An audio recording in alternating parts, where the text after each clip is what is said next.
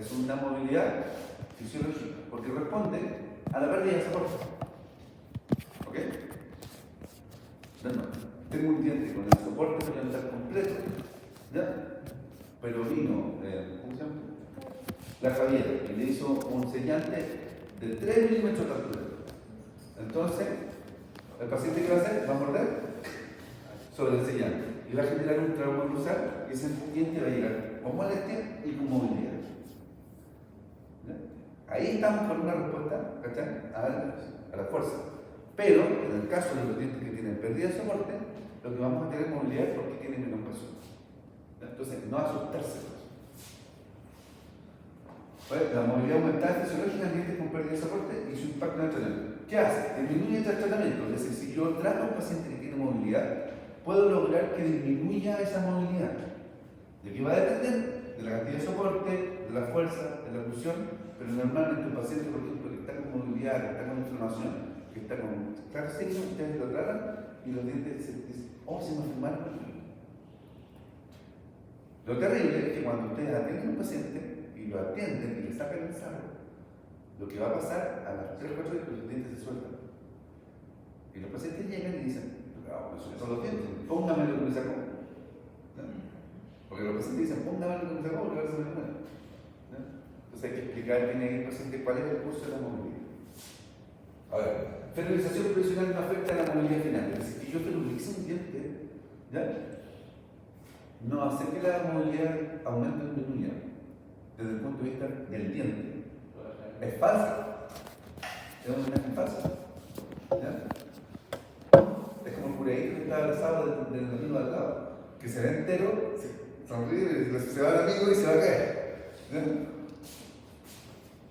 Entonces, fíjense, la significancia y valor de la realización de un diente con movilidad como una terapéutica occidental ha sido bastante cuestionada. Entonces, ¿vale la pena fertilizar o no vale la pena fertilizar? Yo voy a hablar un poco de férula. Entonces, la pérdida cuantitativa de soporte oriental, las expresiones cualitativas de la estructura de soporte y trauma de término corto pero nada, es importante. ¿Será tan importante fertilizar? Entonces tengo que evaluarlo bien. ¿Cuándo fertilizo? La respuesta es uno fertiliza cuando existe, por ejemplo, poco confort en el paciente. O sea, al paciente le molesta la movilidad. De hecho, si existe una movilidad, por ejemplo, grado 1, ¿ya? Grado 2, a veces es preferible que la mantenga porque el paciente va a ser consciente del problema, ¿ya? Y va a estar cuidándose. Entonces, no se va a comer una manzana. Pero si yo le fertilizo los dientes, va a pensar que el diente está feliz, ¿ya? Entonces, cuando le indican dientes móviles, los cuales no aumentan su movilidad, no requieren finalmente fertilización. Es decir, si ustedes ven este diente no va a ir aumentando, no lo fertilizo. Dientes con movilidad aumentada, con rastro de trauma cruzal, deben ser tratados con ajuste cruzal y no con férula. Es decir, si yo veo que está con un impacto, por ejemplo, en una lateralidad o con una proxia, a lo mejor lo que tengo que hacer es un ajuste cruzal antes que una férula. La férula carga confort, pero no estabilización biológica. Ahora, existen distintos tipos de férulas, temporales, semipermanentes y permanentes. Y estas férulas pueden ser fijas o removibles. ¿Cuál es la férula más conocida? La que ustedes han visto. ¿Cómo se llama? Dayana. Edna, siempre me olvido. Mencionen una férula. Sí, se ha visto. ¿Tiene pacientes con férulas? ¿Se lo puedo asegurar? ¿Segura? ¿Se puso frenillo? Ah, ya. ¿Qué férula puede ser? La contención es una férula, ¿cierto? La contención entonces es una férula, ¿ya? Pero ¿qué es lo que busca esa contención? Lo que busca es la recidiva del tratamiento, ¿ya? ¿No? Entonces, pero en periodo se puede utilizar tipo de férula que se hace. Entonces, fíjense los distintos tipos de férulas. Existen férulas, por ejemplo, como esta, que se utilizan normalmente para traumatismos dentarios, ¿ya? Existen las férulas de ortodoncia. Existen férulas que son más de carácter, por ejemplo, biológico, que se hacen a través de la recolección. Aquí tenemos resinas que están unidas entre sí y que por dentro llevan fibra o llevan un alambre llevan una fibra de carbono, ¿ya? Y hacen que funcione como una prótesis fija pulgar, pero sin póntico, sino con dientes. ¿Ok? Entonces probablemente el paciente que tiene movilidad alta, lo mismo acá, va con una banda, ¿ya? Y se utiliza mucho en pacientes que tienen mucha movilidad, o a veces estas férulas se utilizan para disminuir la movilidad y para, por ejemplo, postergar las extracciones de los dientes para el proceso de implante o de prótesis. ¿Ya? O esta, que son contenciones removibles. Yo personalmente, si voy a dejar una contención en un paciente periodontal, prefiero esta. ¿Ya? Al menos que el paciente tenga espacios tan grandes que pueda higienizarse. ¿Ya? ¿Por qué? Porque si el paciente no tiene espacios grandes y yo lo he fertilizado, lo que voy a hacer es que tenga mayores zonas de retención de placa. Entonces prefiero que pueda usar el hilo, ¿ya? Que se pueda cepillar bien, que no se le quede comida metida y que use su plajita para disminuir un poco la movilidad. O sea, fíjense, por ejemplo, esta es una paciente que ya años tiene resinas, ¿ya? Pero venía tenía una férula, ¿ya?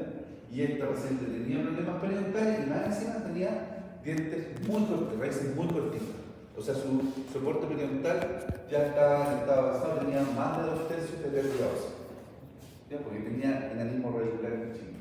Entonces, en vez de hacer una resina, este sería semipermanente. ¿Qué hicimos? Hicimos coronas de resina, ¿ya? Pero fertilizadas. Y en vez de fertilizarlas de lateral a lateral, se fertilizaron de lateral a central, se dejó el espacio para que pudiera utilizarse y de lateral a central. De hecho, esto está recién cementado, ¿saben los registros de cemento? Estos son con resinas impresas. ¿Ya? No son con resinas no es con cerámica, ni con lima, ni con metal, sino que es resina impresa que con las impresoras 3D. Uno diseña, imprime y cementa. Hoy día se está usando mucho, es como lo que va a venir a futuro. Lo más probable es que ustedes, el día de más, casi todo lo van a estar haciendo impreso. Es la tecnología que viene al futuro. Entonces, los componentes de evaluación del riesgo del diente, de cada diente. Vamos a tener el sostén periodontal residual, donde se estima la cantidad de soporte disponible, la posición de los dientes, la evaluación de la alineación y la oclusión, lesiones de Fulker, posibilidad de afectación del sistema radicular, factores iatrogénicos, que tan mal está tratado o está rehabilitado, y la movilidad dental. ¿Cuál va a ser importante? Útil para evaluar el pronóstico y la función de un diente individual. Indica la necesidad de áreas terapéuticas específicas durante las sesiones de tratamiento periodontal de mantenimiento. ¿Qué es lo importante? Si yo tengo un paciente que sé que está con bajo riesgo porque está bien, pero tiene una pieza con lesión de Fulker, con soporte disminuido, en mi terapia de soporte la indicación va a ir directa al diente.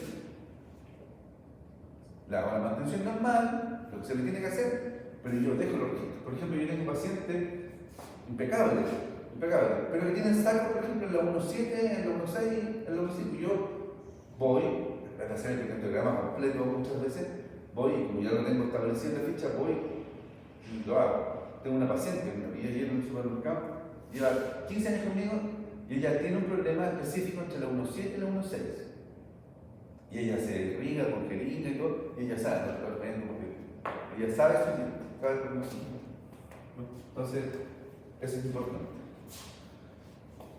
También se puede valorar el riesgo del sitio, es decir, paciente, diente, sitio. ¿Ok? ¿Cómo evalúo el riesgo del sitio? A través del sangrado sanguíneo. ¿Por qué? Porque el índice hemorrágico. El indicador de estabilidad, decimos que la ausencia indica estabilidad violenta, ¿cierto? Es un factor predictivo negativo. La inflamación, la presencia de índice hemorrágico sugiere inflamación. Repetidos positivos indican un 30% de probabilidad de reiniciación futura. Es decir, si usted viene, era paciente periodontal, viene a su soporte y yo encuentro sangramiento, yo tengo un 30% de posibilidad de que siga perdiendo hueso en ese diente. ¿Y qué es lo que influye? Bueno, lo que vimos cuando vimos sondeo, la técnica del sondeo, que puede ser poco precisa, ¿ya? El sondeo clínico es esencial para valorar la reinserción y los errores en Supuración. La presencia de pus indica exacerbación periodontal, mejora la predicción de periodización futura. O sea, si ya está supurando, porque hay pacientes que no llegan constantemente, llegan con supuración. ¿Ya? Conclusión.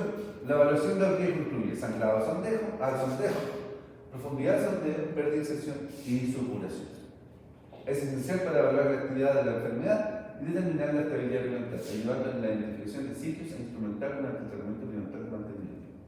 Entonces, voy a tener todos mis datos, puedo establecer el riesgo de mi paciente, puedo establecer el riesgo de un cliente y a veces puedo establecer el riesgo de un sitio específico. Por ejemplo, porque una habla de sitios, hay sitios que son rebeldes. La cara distal de los laterales. ¿Por qué? Porque existe un canal. Las caras distales de los molares posteriores que están en las zonas retromolares. ¿Ya? Zonas palatinas de dientes anteriores que están con mala oclusión. Entonces, de repente el paciente está súper bien, pero tiene una zona de los incisivos por palatino donde sangra, son rebeldes o supura. Ayer me llegó un paciente que está, su sonrisa perfecta, precioso, gringo, grande, ojos azules, ¿ya? Y por atrás, supurando. Claro, se cepilla, por atrás nada. ¿Ya? Pero, claro, yo lo veo supurando y le pregunto, no si a mí me trataron. Entonces, ya tiene buen pronóstico, si yo lo trato va a andar bien. ¿Ya? Distinto que si lo veo por primera vez. Por eso hablamos en la clase pasada. Importante saber si el paciente fue tratado o no fue tratado. ¿Ya? Entonces, como resumen, el riesgo a nivel paciente tiene 3 niveles. La pérdida de sostén, los índices de placa sangrado, las bolsas residuales, que es lo que se considera. ¿Bien? Los factores que influyen consideran enfermedades sistémicas y factores ambientales. Diabetes, ¿cierto? Y factores ambientales como estaba aquí. Y la utilidad clínica determina la frecuencia y